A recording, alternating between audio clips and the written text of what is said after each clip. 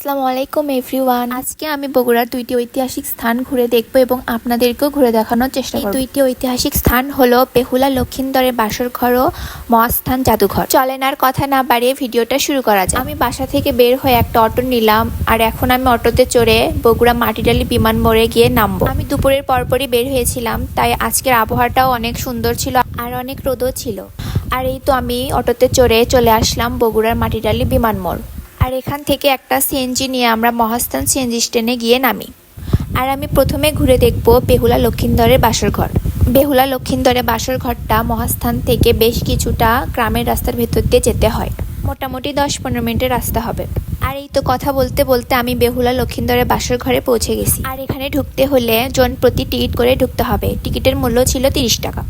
এই বেহুলা লক্ষিন্দরের বাসর ঘর নিয়ে বইয়ের পাতায় রয়েছে হাজারো হাজারো ইতিহাস। বেহুলার বাসর ঘর হলো বগুড়া জেলার গোকুল গ্রামে অবস্থিত একটি প্রাচীন স্থাপত্য, যা মূলত একটি প্রাচীন বৌদ্ধ স্তূপ এবং এটি বেহুলা লক্ষিন্দরের কাহিনীর সাথে সম্পর্কিত।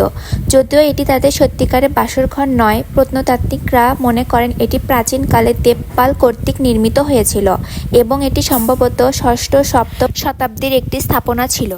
স্থানীয়ভাবে এটিকে বেহুলার বাসরঘর বলা হলেও এটি মনসা মঙ্গল কাব্যের বেহুলা ও লক্ষিন্দরের বাসরঘরের স্মৃতিচিহ্ন হিসেবে পরিচিত। আর এই তো আমি বাসরঘরের উপরে উঠতেছি, মনে তো হচ্ছে একটা পাহাড়ের উপরে উঠতেছি, কারণ এটা অনেক উঁচু। এভাবে আমি আস্তে আস্তে বাসর ঘরের একদম উপরে উঠে পড়ি। আজ যা রোদ ছিল আমি ভালো করে তাকাতেই পারতেছিলাম না। জায়গাটা আসলেই অনেক সুন্দর, চারিদিক প্রকৃতিতে ঘেরা।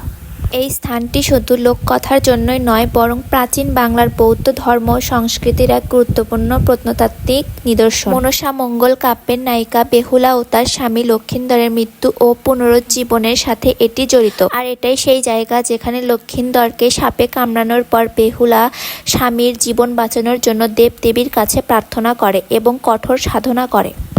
এখানে দেখতেছি অনেক মানুষ নাকি মানত করছে, সেগুলা দিতে আসছে। এই যুগে এসেও মানুষ এগুলা এখনও কুসংস্কারে বিশ্বাস করে। জায়গাটা ঘোরা শেষে এখন আমি নামতেছি, এরপর যাব মহাস্থান জাদুঘর। আজ জাদুঘর বন্ধ ছিল। এর পাশেই ছিল জাহাজঘাট প্রত্নস্থল। এই জাহাজঘাট প্রত্নস্থলে ঢুকতে হলেও জন প্রতি 20 টাকা করে টিকিট করে ঢুকতে হয়। আমি টিকিট করে ভেতরে প্রবেশ করলাম। এই জায়গাটা ছিল অনেক বড়, এত বড় জায়গা তো আর ঘুরে দেখানো সম্ভব না।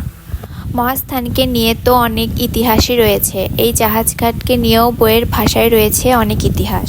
বগুড়ার জাহাজঘাট হলো মহাস্থানগড় এলাকার একটি প্রত্নতাত্ত্বিক স্থান, যা মহাস্থানগড়ে জাদুঘরের উত্তরে পূর্বে অবস্থিত এবং 1897 সালের ভূমিকম্পের আগে করতোয়া নদীর সঙ্গে যুক্ত বারাসনি বিলে জাহাজ ভিড়ত বলে ধারণা করা হয়।